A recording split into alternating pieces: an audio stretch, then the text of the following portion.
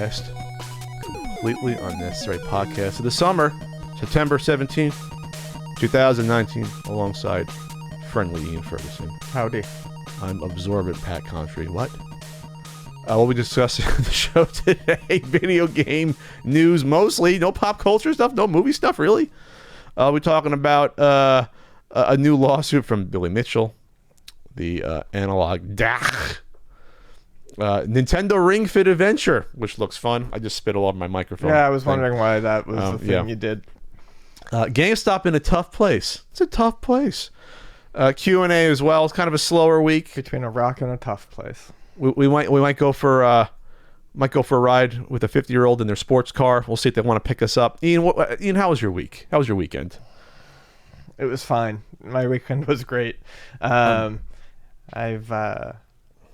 been playing some Game Boy homebrew stuff lately, and how is the homebrew scene for Game Boy? Surprisingly, quite robust. It's been a lot of fun. One that I picked up, Dongan GB, is actually a bullet hell shooter on the Game Boy, and just from a technical level, it's impressive because there's no slowdown. There's no slowdown. Wow. There's no flickering. No nothing like that. So it's impressive to see people doing this stuff. With this system, they did that one. That was for the 30th anniversary of the Game Boy, so it's new. And then I just want to touch on it because everyone's been asking, and I know you won't comment on it. I won't. So, yes, Ash Ketchum, after 20 years, 20 years, 25 years, 30 years, 20 years. After 20 damn years, that boy won a Pokemon World Championship.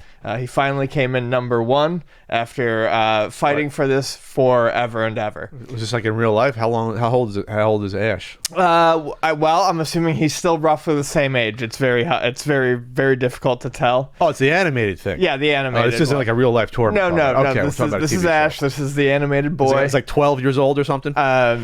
It took me by surprise that he finally won one. I'm going to put him at 14, eternally 14. He's 14? Although I think at 10, in the original one, you had to be like 10 to go out on your own, so he could be younger. He hasn't aged at all? It's not like South Park where they've aged 1 year and 20 years at least? No, they haven't. He hasn't aged. But a lifetime of being beaten down has finally been... So that Ash never wins. He gets close, but he doesn't win. So in the Red and Blue era series, he finished in the top 16. Okay, that was it. I mean, that's they didn't give him much of anything there. You don't think he would improve as he got older or more experienced? Gold and Silver, top 8. Okay. Ruby and Emerald, Ruby and Sapphire, top 8. This is on a page. Diamond and Pearl, top 4. But then for Unova, he drops right back down to the top 8. How does he keep getting invited back if he's not competitive? But then in the Kalos region, top 2. Do they have opens? Do they have like opens that you qualify for, like World Series of Poker? I believe there are qualifiers. Yes, he's got to pay to get in. I believe you have to qualify. What's the prize if you win these tournaments? What do you get? Fame and riches. He uses Pikachu, right? He uses yes, he does usually use the Pikachu in those, but he always has like Pokemon that are like his mains through each. Oh, the stages through each series. Gotcha. So that how many rounds are these tournaments usually? That I don't know. It's like Kumite. It's like 64 guys. Yeah, something like that. Yeah, something like that. So as much of this cartoon as I watch, and I watch an excessive amount of it, I don't actually absorb or keep any of that info. It just passes across my eyes and then leaves. On September 15th, 2019, he became a first place champion. Cartoon's been around for 20 years. Yep, that's a long run for a cartoon with that like changing at all or that much. It's changed. It's they just keep shoveling it out there, and I keep watching it. You can be watching it when you're like 60 years old, in like probably 22 years. I don't see why I wouldn't be. I'm just wondering because it's like a phenomenon to me where this cartoon started with a lot of people are teenagers or children and they're still watching it 20 years later. That's not like a common thing that I'm trying to think of.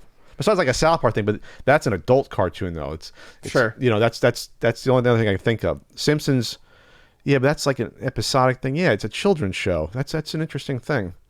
What if G.I. Joe lasted 20 years? Would I still be watching it? Probably, I guess. I can't think of something else that would qualify. I guess Power Rangers, but Power Rangers changes up every year now. They rarely keep the same cast members, so it's like a different show every single year. And this one gets different members. For Pokemon gets different members. depending on which generation the story's running with. But there's always like familiar faces that you'll see. Okay. Speaking of familiar faces, we got a T-shirt, Ian. That's got 1 week left to go. 1 week. My man. There you go. Ian likes being. He likes wearing green. He likes undersea adventures. I do. You go to teespring.com/my-man-cu podcast. Sorry about the man. I didn't know about the dashes when I did it, or else I would have done it. My-man-cu podcast, teespring.com. And you can get this nice shirt or a die-cut sticker or the mug. You can do that. The good news, Ian, the other good news, I don't know if did I mention it last week on the podcast? A certain Super Nintendo guidebook. This is the PAL version. Ian, do you want the PAL one? Or you want the North America purple one? It's up to you. I'll take the PAL one. Take the PAL one? For possibly higher resale value what? later on. Oh my god, if you end up reselling this, if I find out that you sold this on eBay, I'm gonna have a check-in every month like a probation officer. I'm making sure the book's still on the shelf. So you can go to ultimatesnes.com. So the books right now are somewhere in the Pacific Ocean, coming back to the good old States. They're somewhere in the Pacific. Please don't go to the bottom of the ocean. That would be bad for everyone there. Happy about it. And it'll obviously be available on Amazon as well. But you look at the layout. Look at the layout. It's better than the NES book. It is. You showed us last week. It is much better than the NES. I'm not just tooting my own horn there. I mean, this was a lot of work for that. Yeah, the color picks were nice. Look at the attention to detail, Ian. Mm-hmm. The back of the PAL book has all the PAL box art. Is that attention to detail? That is. I didn't just phone it in. I didn't phone it in on this one. It's nice. Next book will be phoned in. Next book's going to be phoned in, but not this one.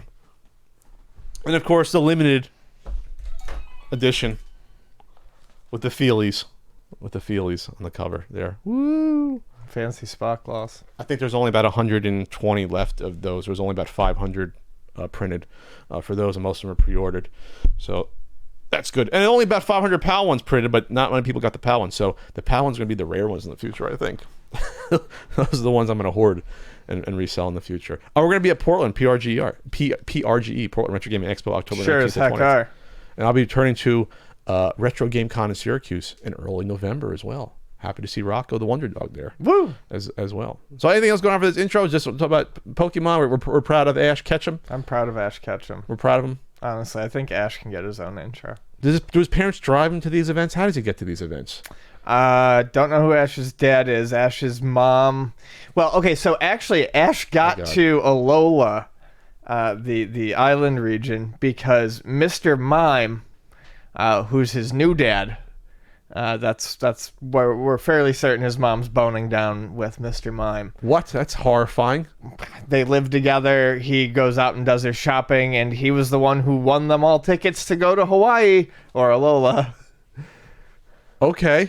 Yeah, I mean, here, hold on. I saw Detective Pikachu. Yeah. On the plane. I don't know if I talked about it on the podcast. I saw it on the plane going to Hawaii, and it was entertaining. Yeah. It was actually very entertaining for someone who knows next to nothing about Pokemon.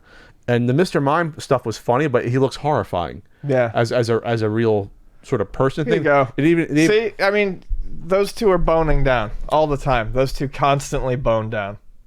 That's first of all, she's a good-looking mom. Pokemoms are really attractive. Pokemilf. Got to catch them all, Pokemoms. Pokemilf. But yeah, I mean that's not the outfit of a guy who's just saying hi. But they don't. Even in the movie, they don't know. They joke about what the hell is Mr. Mime, and they're like, we don't know what he is. Well, in this one, he's a stepfather. Okay. All right, we're going down the Pokemon rabbit hole here. He's a sex type Pokemon. Okay, fantastic, Ian. Just when I thought I would dip my toe in the water at Pokemon, I found a good reason to stay out still. That's right. All right,